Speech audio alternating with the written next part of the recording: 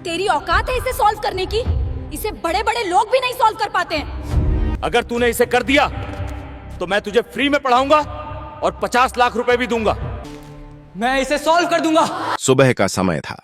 धूप अभी पूरी तरह फैली नहीं थी, लेकिन शहर के सबसे नामी स्कूल ज्ञानदीप वर्ल्ड स्कूल के बाहर पहले से हलचल शुरू हो चुकी थी। बड़ी बड़ी गाड़ियां एक के बाद एक गेट पर रुक रही थीं। यूनिफॉर्म में सजे बच्चे उतर रहे थे। उनके बैग नए थे, जूते चमक रहे थे और चेहरे पर आत्मविश्वास था। लेकिन उसी गेट से थोड़ी दूरी पर कूड़े के बड़े से ढेर के पास एक दुबला पतला लड़का झुका हुआ था। उसका नाम था आर्यन। उम्र मुश्किल से 13 साल। हाथ में फटा हुआ बोरा, पैरों में घिसी हुई चप्पलें। शर्ट पर पुराने दाग थे और बाल ऐसे जैसे महीनों से कंघी न देखी हो। आर्यन कूड़ा बीनता था। प्लास्टिक, लोहे के टुकड़े, कभी कभी फेंकी हुई किताबें। लेकिन आज उसकी नजरें कूड़े पर कम और स्कूल की खिड़कियों पर ज्यादा थीं। उसे स्कूल के अंदर से आती आवाजें खींचती थीं। ब्लैक बोर्ड पर चलती चौक की आवाज, बच्चों के जवाब, टीचर का समझाना। आर्यन कभी स्कूल नहीं गया था। उसके पिता रिक्शा चलाते थे, मां घरों में बर्तन धोती थी। 2 वक्त की रोटी जुटाना ही बड़ी बात थी। पढ़ाई उनके लिए सपना नहीं, विलासिता थी। लेकिन आर्यन अलग था। जब उसे कूड़े में पुरानी कॉपियां मिलतीं, तो वह उन्हें बेचता नहीं था, वह उन्हें अपने पास रख लेता।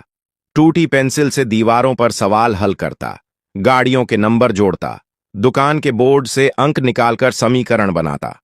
उसे संख्याएं दोस्त लगती थीं। उस दिन जब वह स्कूल की दीवार के पास खड़ा था, तभी अंदर से तेज आवाज आई, यह सवाल पूरे शहर में कोई हल नहीं कर पाया। आवाज थी स्कूल के प्रिंसिपल श्री अरविंद चौहान की। वह अपने गुस्से के लिए मशहूर थे। आर्यन जाली के पास खिसक आया। अंदर 12वीं की स्पेशल मैथ क्लास चल रही थी। बोर्ड पर एक लंबा उलझा हुआ गणितीय सवाल लिखा था।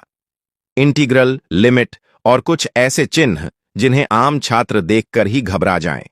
एक महिला टीचर बोली, सर, यह सवाल तो यूनिवर्सिटी लेवल का है, बच्चे इसे नहीं कर पाएंगे। प्रिंसिपल ने टेबल पर हाथ मारा। अगर यहां कोई जीनियस है तो आज साबित करे। जो इसे हल कर देगा उसे मैं 50 लाख रुपए दूंगा। क्लास में सन्नाटा छा गया। आर्यन की आंखें चमक उठीं। उसे पैसे की कीमत पता थी। 50 लाख मतलब उसकी पूरी बस्ती बदल सकती थी। लेकिन उससे भी ज्यादा उसके अंदर कुछ और जाग चुका था। वह सवाल उसे पुकार रहा था। उसने जाली कसकर पकड़ी। नंबर उसकी आंखों में उतर रहे थे। दिमाग तेजी से चलने लगा और उसी क्षण दीवार के इस पार खड़े एक कूड़ा बीनने वाले लड़के ने तय कर लिया कि वह इस सवाल को समझेगा, चाहे कुछ भी हो। क्लास के अंदर माहौल भारी था। बोर्ड पर लिखा सवाल किसी पहेली जैसा लग रहा था। अंकों की लंबी श्रृंखला, जटिल चिन्ह और नीचे मोटे अक्षरों में लिखा, सिद्ध करो कि यह समीकरण केवल शून्य पर संतुलित होता है। प्रिंसिपल अरविंद चौहान पूरे आत्मविश्वास से खड़े थे। उनकी आंखों में चुनौती थी। मैंने यह सवाल देश के बड़े बड़े प्रोफेसरों को भेजा है, उन्होंने ऊंची आवाज में कहा। अब तक कोई स्पष्ट समाधान नहीं आया। अगर इस स्कूल का कोई छात्र इसे हल कर दे तो मैं 50 लाख रुपए इनाम में दूंगा, नकद। क्लास में फुसफुसाहट शुरू हो गई। कुछ बच्चों की आंखों में लालच था, कुछ के चेहरे पर डर। उसी समय गणित की senior teacher Meera Mehra madam कुर्सी से उठीं। वह सख्त स्वभाव की मानी जाती थीं। उन्होंने हल्की मुस्कान के साथ कहा, सर, यह सवाल प्रतिभाशाली रिसर्च स्कॉलर्स के लिए है। हमारे बच्चे अभी उस स्तर पर नहीं हैं और बाहर खड़े किसी कूड़ा बीनने वाले को तो भूल ही जाइए। क्लास में कुछ बच्चे हंस पड़े। जाली के बाहर खड़ा आर्यन सब सुन रहा था। कूड़ा बीनने वाला, ये शब्द उसके कानों में गूंजने लगे। उसे चोट लगी, लेकिन गुस्सा नहीं आया। अजीब बात थी। अंदर कहीं एक शांति थी, जैसे उसे पता हो कि जवाब शब्दों से नहीं, काम से दिया जाता है।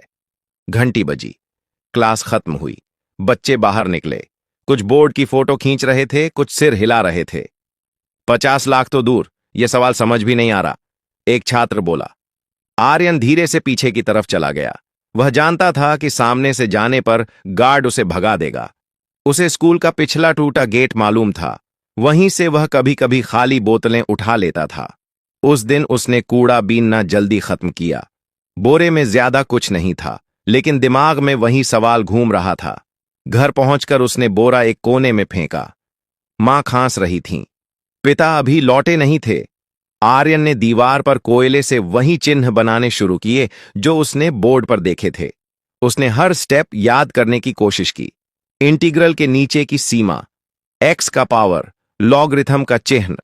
वह आंखें बंद कर लेता और बोर्ड उसकी आंखों के सामने आ जाता। सिद्ध करो कि केवल शून्य पर संतुलन है, वह बुदबुदाया। अगर सब कुछ शून्य पर टिकता है तो शुरुआत भी वहीं से होगी। रात गहराती गई। बाहर शहर सो गया, लेकिन एक झुग्गी के भीतर एक कूड़ा बीनने वाला लड़का गणित से जूझ रहा था। उसे 50 लाख से ज्यादा अपनी इज्जत जीतनी थी। रात के करीब 12 बजे होंगे। झुग्गी बस्ती में सन्नाटा था। कहीं दूर कुत्तों के भौंकने की आवाज आ रही थी। आर्यन की आंखों में नींद नहीं थी। दीवार पर कोयले से लिखे समीकरण धुंधले हो चुके थे। उसने बार बार वही स्टेप दोहराया, लेकिन बीच में कुछ अटक रहा था। सीमा बदलनी होगी, उसने खुद से कहा। अचानक उसे याद आया, बोर्ड पर एक छोटा सा टर्म था जिसे बाकी बच्चों ने शायद नजरअंदाज किया होगा। वही कुंजी थी। उसका दिल तेज धड़कने लगा। वह उठ बैठा। उसे महसूस हुआ कि जवाब करीब है, बहुत करीब। लेकिन उसे असली बोर्ड देखना होगा, पूरा सवाल साफ अक्षरों में। उसने मां की तरफ देखा। वह सो रही थीं। पिता अभी तक लौटे नहीं थे। आर्यन धीरे से बाहर निकला और स्कूल की तरफ दौड़ पड़ा। ज्ञानदीप वर्ल्ड स्कूल की इमारत रात में और भी भव्य लग रही थी। ऊंची दीवारें, चमकता गेट और सामने सोता हुआ गार्ड। आर्यन चुपचाप पीछे की तरफ गया, जहां टूटी हुई जाली थी। वह वहां से अंदर घुस गया। उसके कदम हल्के थे, जैसे हवा में चल रहा हो। क्लासरूम की खिड़की आधी खुली थी। उसने अंदर झांका।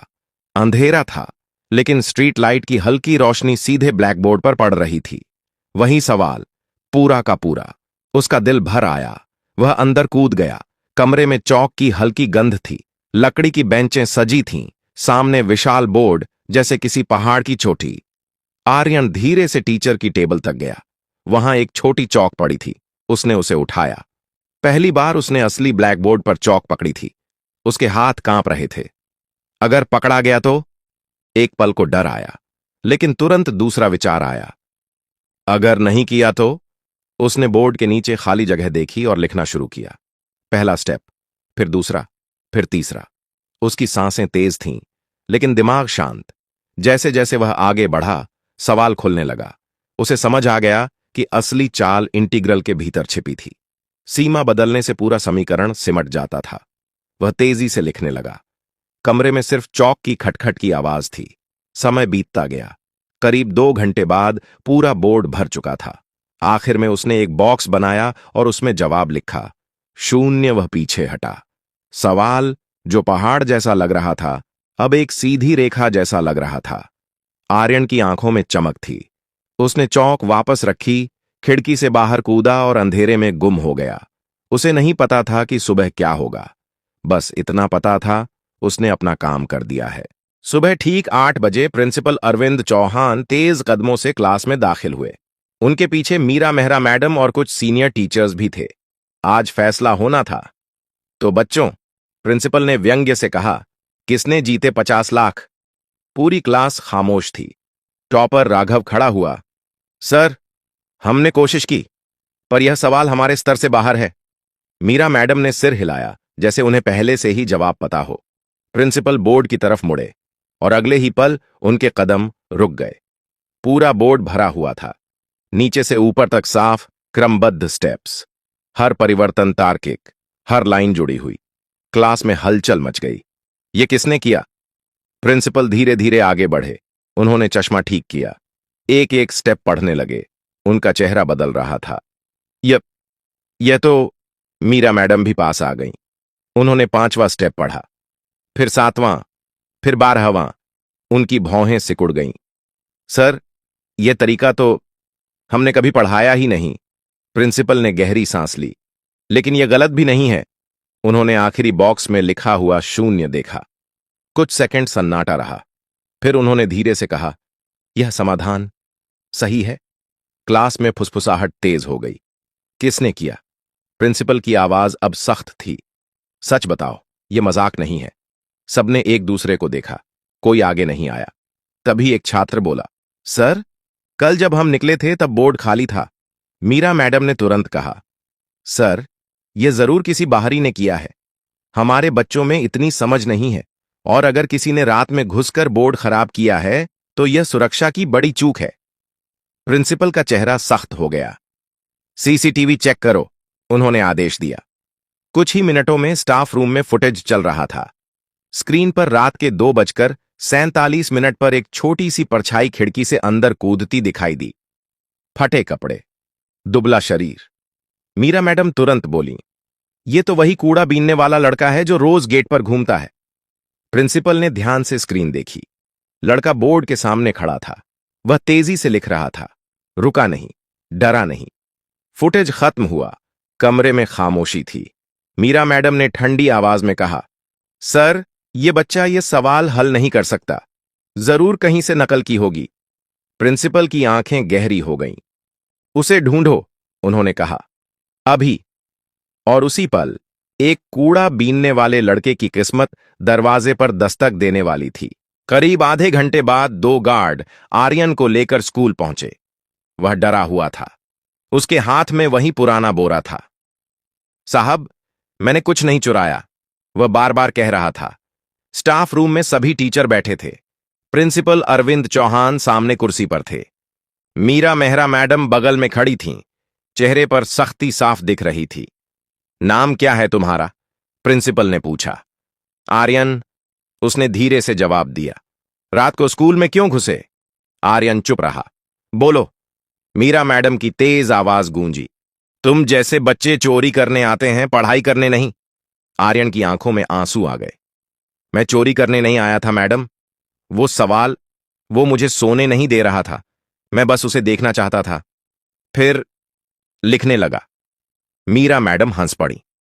सर, देखिए, कहानी बना रहा है। इतना बड़ा सवाल और यह। प्रिंसिपल ने शांत स्वर में कहा, अगर तुमने लिखा है तो अभी सबके सामने समझाओ। आर्यन ने घबराकर उनकी तरफ देखा। मुझे कोशिश करने दीजिए, उसने धीरे से कहा। उसे क्लासरूम में ले जाया गया। सारे बच्चे बैठे थे, जैसे कोई तमाशा होने वाला हो। कुछ फुसफुसा रहे थे। यही है वो। आर्यन दरवाजे पर ठिठक गया। आओ, प्रिंसिपल ने कहा। वह बोर्ड के सामने खड़ा हुआ। कल रात के लिखे स्टेप अभी भी साफ थे। प्रिंसिपल ने चौक उसके हाथ में दी। यहां से शुरू करो, उन्होंने चौथे स्टेप की तरफ इशारा किया। यहीं से असली मोड़ आता है। मीरा मैडम ने बाहें बांध लीं। देखते हैं। आर्यन ने गहरी सांस ली। यहां इंटीग्रल की सीमा गलत दिशा में देखी गई थी, उसने धीमे स्वर में कहा। क्लास शांत हो गई। अगर हम x को नेगेटिव अनंत से पॉजिटिव अनंत की जगह शून्य के आसपास समेट दें तो अंदर का पूरा भाव सिमट जाता है। वह लिखता गया। उसकी आवाज अब कांप नहीं रही थी। फिर यह टर्म, यह खुद को काट देता है। और यहां, उसने अगला स्टेप लिखा। प्रिंसिपल की आंखें फैल गईं। मीरा मैडम का चेहरा सख्त से गंभीर हो गया। आर्यन ने आखिरी लाइन तक पहुंचकर कहा, इसलिए पूरा समीकरण अंत में संतुलित होकर शून्य देता है। चौक नीचे गिर गई। क्लास में सन्नाटा था। अब कोई नहीं हंस रहा था।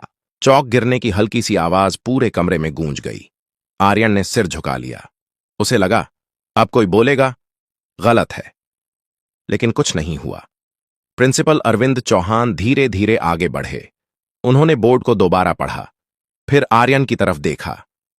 तुमने यह तरीका कहां सीखा? आर्यन ने हिचकते हुए कहा, किताबों में पूरा नहीं मिलता था सर। मैं अलग अलग हिस्से जोड़ता था। कभी पुरानी गाइड मिल जाती थी, कभी अखबार में पहेली, बाकी खुद सोचता था। मीरा मेहरा मैडम अब तक चुप थीं। उन्होंने अचानक पूछा, अगर हम यहां वैल्यू ए रख दें तो क्या होगा? यह ट्रिक सवाल था। क्लास के कई छात्र इस मोड़ पर फंस चुके थे। आर्यन ने बिना बोर्ड देखे जवाब दिया, तब संतुलन बिगड़ेगा मैडम, क्योंकि ए रखने पर समरूपता टूट जाती है, इसलिए सीमा शून्य के आसपास ही रखनी पड़ती है। मीरा मैडम के चेहरे का रंग बदल गया। क्लास में बैठे छात्र एक दूसरे को देखने लगे। प्रिंसिपल ने गहरी सांस ली। तुम्हें पता है मैंने क्या कहा था? आर्यन ने धीरे से सिर हिलाया। जो यह सवाल हल करेगा उसे 50 लाख रुपये मिलेंगे। क्लास में हलचल हुई। मीरा मैडम तुरंत बोली, सर, 1 मिनट। ये बच्चा स्कूल का छात्र नहीं है। नियम नियम प्रतिभा से बड़े नहीं होते, प्रिंसिपल ने सख्ती से कहा। कमरे में सन्नाटा छा गया। उन्होंने सबके सामने घोषणा की, आज से यह लड़का इस स्कूल का छात्र है, पूरी स्कॉलरशिप पर। और जहां तक इनाम की बात है, वह कुछ पल रुके। मैं अपना वादा निभाऊंगा। आर्यन को विश्वास नहीं हुआ। सर, मुझे पैसे नहीं चाहिए, उसने धीरे से कहा। मुझे बस पढ़ना है। प्रिंसिपल की आंखों में पहली बार नरमी आई। पढ़ाई भी होगी और तुम्हारे घर की जिम्मेदारी भी हम लेंगे। क्लास में बैठे छात्रों के चेहरों पर अलग अलग भाव थे। कुछ शर्मिंदा थे, कुछ हैरान। मीरा मैडम ने धीमे स्वर में कहा, शायद मैंने तुम्हें गलत समझा। आर्यन ने उनकी तरफ देखा। कोई बात नहीं मैडम, उसने मुस्कुराकर कहा। मुझे भी पहले सब कुछ नहीं आता था। उसकी मुस्कान में अहंकार नहीं था, सिर्फ सादगी थी। और उसी पल ज्ञानदीप वर्ल्ड स्कूल की सबसे बड़ी क्लास में सबसे छोटा लड़का सबसे बड़ा साबित हो चुका था। घोषणा के बाद भी बात वहीं खत्म नहीं हुई। असली परीक्षा अभी बाकी थी। अगले दिन स्कूल के ऑडिटोरियम में एक विशेष सभा रखी गई। पूरे स्कूल के सामने आर्यन को औपचारिक रूप से छात्र घोषित किया जाना था। छात्रों में उत्सुकता थी। कुछ लोग अब भी फुसफुसा रहे थे, एक कूड़ा बीनने वाला हमारे साथ पढ़ेगा। स्टेज पर प्रिंसिपल अरविंद चौहान खड़े थे। उनके साथ मीरा मेहरा मैडम भी थीं। आज प्रिंसिपल ने माइक्रोफोन पर कहा, हम सिर्फ एक छात्र का स्वागत नहीं कर रहे, हम यह स्वीकार कर रहे हैं कि प्रतिभा किसी पहचान की मोहताज नहीं होती। फिर उन्होंने आर्यन को मंच पर बुलाया। आर्यन साफ यूनिफॉर्म में था, बाल करीने से कटे हुए, लेकिन उसकी आंखों की चमक वहीं थी। तालियां बजीं, पहले धीमी, फिर तेज। प्रिंसिपल ने कहा, मैंने 50 लाख रुपए देने का वादा किया था। यह राशि आर्यन के नाम से एक ट्रस्ट में जमा की जाएगी, उसकी पढ़ाई, उसके परिवार और भविष्य के लिए। पूरा हॉल तालियों से गूंज उठा। मीरा मैडम आगे आईं। उन्होंने माइक्रोफोन लिया। कल मैंने कहा था कि यह सवाल वह नहीं कर सकता। मैं गलत थी। एक शिक्षक होने के नाते मुझे यह स्वीकार करना चाहिए। उन्होंने आर्यन की तरफ मुड़कर कहा, तुमने हमें सिखाया है कि हम कभी भी किसी को उसके कपड़ों या हालात से नहीं आंक सकते। आर्यन ने बस इतना कहा, मैडम, अगर मुझे बोर्ड देखने दिया जाता तो मैं पहले ही बता देता। हॉल में हल्की हंसी गूंजी, लेकिन कहानी यहीं खत्म नहीं थी। सभा के बाद कुछ छात्र उसके पास आए। राघव, जो पहले टॉपर था, बोला, क्या तुम मुझे वो इंटीग्रल वाला हिस्सा दोबारा समझा सकते हो? आर्यन मुस्कुराया, चलो अभी समझाते हैं। वह अब कक्षा के बीच में खड़ा था, लेकिन इस बार मजाक का पात्र नहीं, मार्गदर्शक की तरह। शाम को जब वह घर लौटा तो बस्ती के लोग उसे घेर कर खड़े हो गए। सच है क्या? तू सच में स्कूल में पढ़ेगा? उसने मां का हाथ पकड़ा और बोला, अम्मा, अब मैं सिर्फ कूड़ा नहीं चुनूंगा, मैं सवाल चुनूंगा। मां की आंखों से आंसू बह निकले। उस रात झुग्गी की छत के नीचे पहली बार डर नहीं, उम्मीद सोई। लेकिन जिंदगी की असली लड़ाई अभी शुरू हुई थी और आर्यन तैयार था। कुछ महीने बीत गए। ज्ञानदीप वर्ल्ड स्कूल की वही क्लास, वही ब्लैक बोर्ड, लेकिन अब एक फर्क था। पहली बेंच पर बैठा एक लड़का जो कभी दीवार के बाहर खड़ा रहता था। आर्यन अब नियमित छात्र था। शुरू में उसे अंग्रेजी में दिक्कत हुई। नए माहौल में घुलना आसान नहीं था। कुछ बच्चे अब भी दूरी बनाकर रखते थे, लेकिन गणित की क्लास में तस्वीर अलग होती थी। जब भी कोई मुश्किल सवाल आता, सबकी नजर एक ही तरफ जाती। आर्यन, तुम ट्राई करोगे? और वह खड़ा हो जाता। एक दिन मीरा मेहरा मैडम ने पूरी क्लास से कहा, आज का सवाल आर्यन समझाएगा। यह वही मैडम थीं जिन्होंने कहा था कि वह नहीं कर सकता। आर्यन बोर्ड के सामने खड़ा हुआ। उसने सवाल हल किया, लेकिन इस बार उसने सिर्फ जवाब नहीं दिया, उसने हर स्टेप समझाया। अगर आप डरेंगे तो सवाल बड़ा लगेगा, उसने कहा। अगर उसे टुकड़ों में तोड़ेंगे तो वही आसान हो जाएगा। क्लास ध्यान से सुन रही थी। प्रिंसिपल अरविंद चौहान पीछे खड़े थे। उनके चेहरे पर संतोष था। कुछ ही समय में आर्यन ने राज्य स्तरीय गणित प्रतियोगिता जीती। अखबारों में खबर छपी, झुग्गी से निकला गणित का सितारा। लेकिन जब पत्रकार ने पूछा, तुम्हें 50 लाख मिलने पर कैसा लगा? आर्यन ने जवाब दिया, मुझे सबसे बड़ी दौलत स्कूल का वो बोर्ड मिला जिस पर मैं लिख सकता हूं। धीरे धीरे उसकी बस्ती के और बच्चों को भी स्कूल में दाखिला मिलने लगा। प्रिंसिपल ने एक नई पहल शुरू की, जरूरतमंद प्रतिभाशाली बच्चों के लिए विशेष स्कॉलरशिप। मीरा मैडम अक्सर कहती, हमें हर बच्चे में संभावना देखनी चाहिए, कमी नहीं। एक शाम आर्यन स्कूल की छत पर खड़ा था। सूरज डूब रहा था। उसे अपना पुराना बोरा याद आया जो उसने कूड़ेदान में फेंक दिया था। वह मुस्कुराया। गरीबी ने उसे रोका नहीं, लोगों के शब्द उसे तोड़ नहीं पाए। उसने समझ लिया था, असली अमीरी पैसे से नहीं आती, असली अमीरी दिमाग और हौसले से आती है। और उस दिन जब उसने फिर एक मुश्किल सवाल हल किया तो उसे 50 लाख से ज्यादा खुशी मिली, क्योंकि अब वह सिर्फ सवाल नहीं सुलझा रहा था, वह सोच बदल रहा था। और शायद यही किसी भी इंसान की सबसे बड़ी जीत होती है। अगर आपको यह कहानी दिल से छू गई हो तो इसे लाइक जरूर करें। ऐसी ही प्रेरणादायक कहानियां सुनने के लिए हमारे चैनल को सब्सक्राइब करें और बेल आइकन दबाना न भूलें। और हां, कमेंट में अपने शहर या गांव का नाम जरूर लिखें। देखते हैं हमारी कहानी किन किन जगहों तक पहुंची है। आपका एक छोटा सा कमेंट किसी और के लिए बड़ी प्रेरणा बन सकता है।